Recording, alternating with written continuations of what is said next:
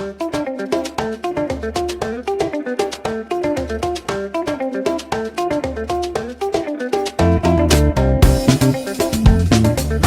मैं आपको आज जेल से रिहा हुए एक ऐसे अपराधी की कहानी सुनाने जा रहा हूँ जो कि किसी ज़माने में एक फौजी का बेटा हुआ करता था। लेकिन परिवार की स्थिति उसकी कुछ ऐसी खराब हुई, वो अपराध की दुनिया में उतर आया। उसने एक के बाद एक ताबड़तोड़ कई अपराध किए, लेकिन जेल से सज़ा काटने के बाद जब वो बाहर आया, उसने समाज का कायाकल्प करने का पूरा एक संकल्प ले लिया और आज वह समाज के हित के लिए काम कर रहा है। आइए जानते हैं उसकी कहानी।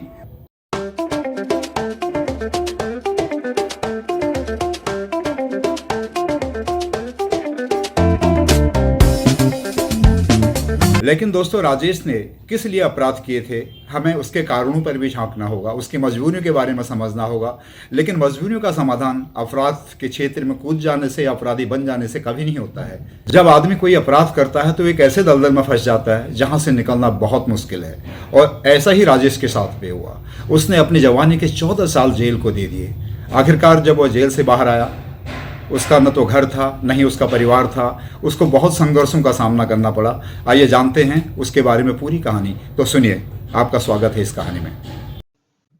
दोस्तों, राजेश का बचपन बहुत ही गरीबी में बीता था। उसके पिता राम सिंह भारतीय सेना में थे।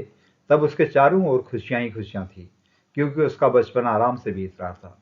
उसे किसी भी चीज की कोई कमी नहीं थी। लेकिन एक हादसे ने उसकी जिंदगी को हमेशा के लिए बदल दिया। उस साल राजेश के पिता जब 2 माह की छुट्टियां लेकर अपने गांव जा रहे थे, तो वे रास्ते से ही गायब हो गए। यानी कि वे घर नहीं पहुंच पाए।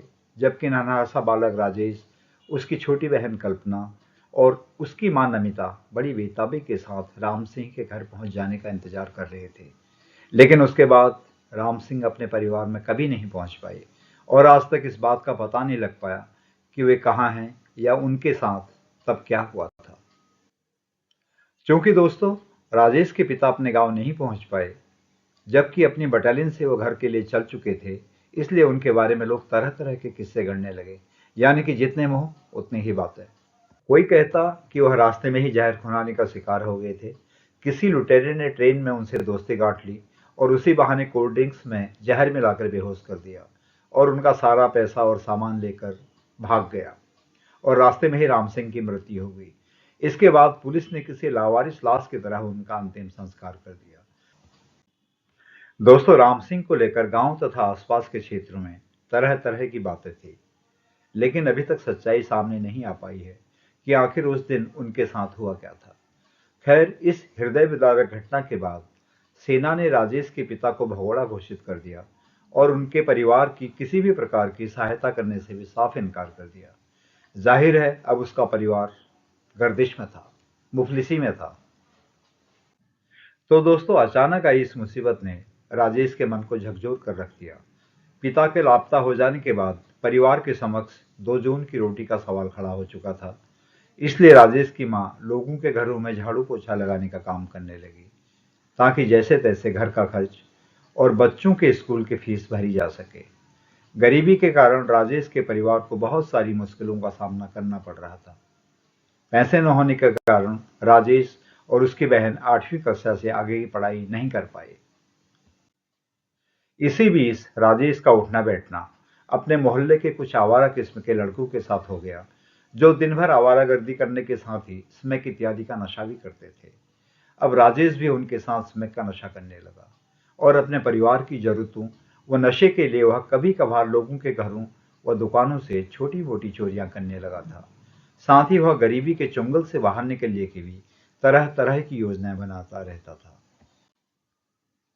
आखिरकार एक रात उसने अपने मंसूबों को पूरा करने का मन बना ही लिया, और हथौड़ा लेकर पहुंच गया एक सुनार की दुकान का शटर तोड़ने। शटर टूटने की आवाज सुनकर बाजार का चौकीदार तुरंत दुकान पर पहुंच गया और राजेश को ललकारने लगा। चौकीदार की ललकार सुन राजेश की आंखों में खून उतर आया, और वह चौकीदार से भिड़ गया।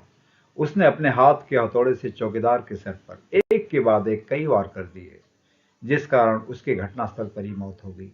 चौकीदार को मौत के घाट उतारने के बाद राजेश दुकान का सारा सोना चांदी और अन्य जेवरात लेकर वहां से बाहर निकल आया।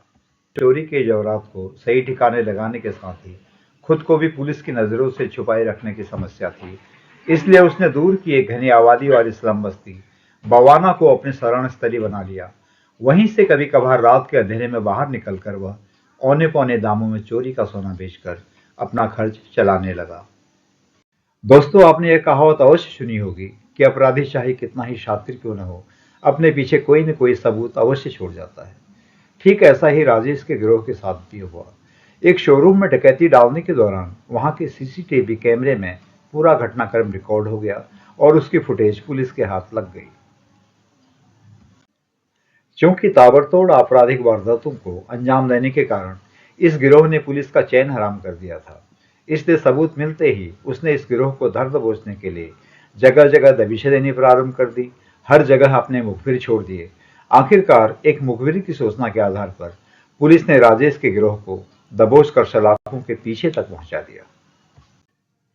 दोस्तों, पुलिस द्वारा गिरफ्तार किए जाने के बाद राजेश और उसके गिरोह पर हत्या, चोरी, डकैती तथा अपहरण जैसी अनेक धाराओं के तहत अदालत में मुकदमा चला।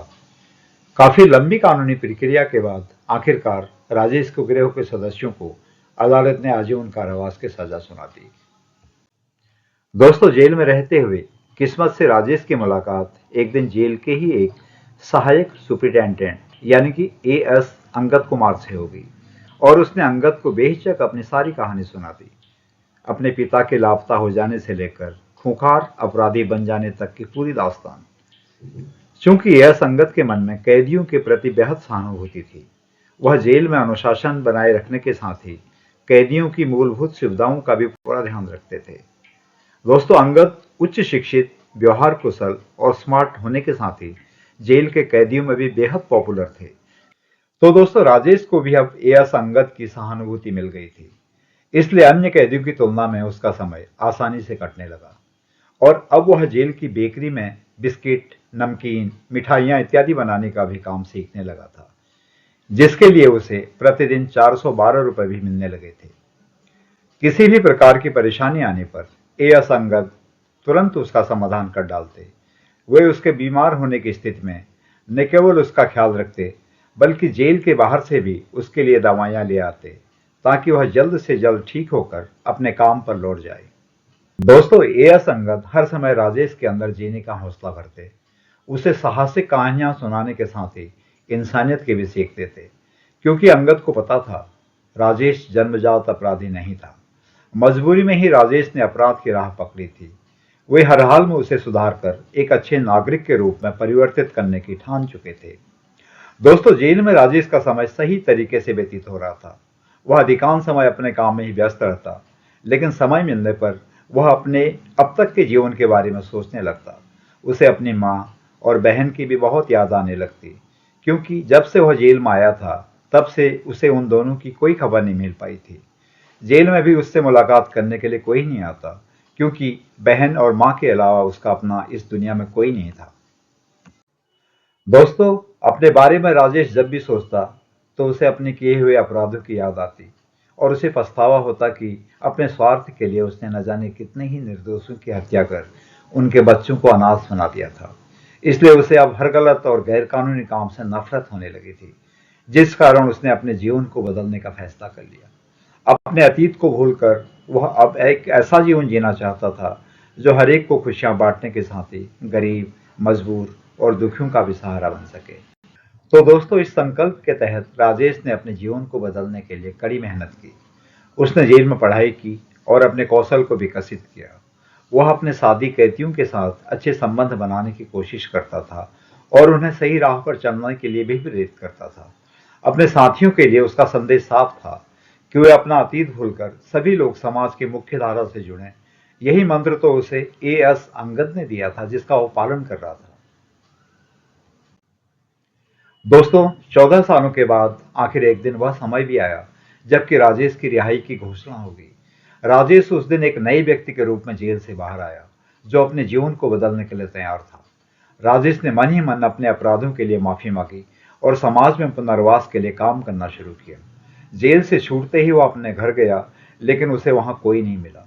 आसपास के लोगों ने बताया कि उसके जेल जाते ही उसकी माँ और छोटी बहन ने दुखी होकर अपनी जान दे दी, उन्होंने फांसी लगा ली थी। तो दोस्तों, यह खबर सुनते ही दुखी मन से राजेश ने एक नए शहर में बसने का फैसला किया, जहां वह अपने अतीत को भूल सकता था और एक नए जीवन की शुरुआत कर सकता था। काफी भागदौड़ के बाद उसने एक बेकरी में नौकरी प्राप्त कर ली और अपने जीवन को धीरे धीरे सुधारने लगा। राजेश ने जल्द ही इस नए शहर में बहुत सारे लोगों को अपना दोस्त बना लिया और अपनी अच्छी सोच के बल पर समाज में एक सम्मानित व्यक्ति का दर्जा भी हासिल कर लिया।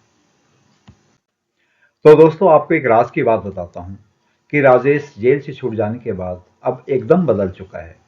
आज उसे अपराध और नशा नाम के शब्दों से भी नफरत है।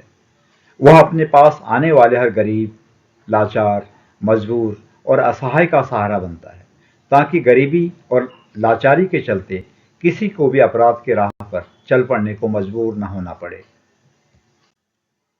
दोस्तों, हकीकत यह है कि राजेश ने अपने अतीत को कभी नहीं भूला। उसने सीखा कि कैसे अपने अपराधों से सबक लेते हुए अपने भविष्य को बेहतर बनाना है।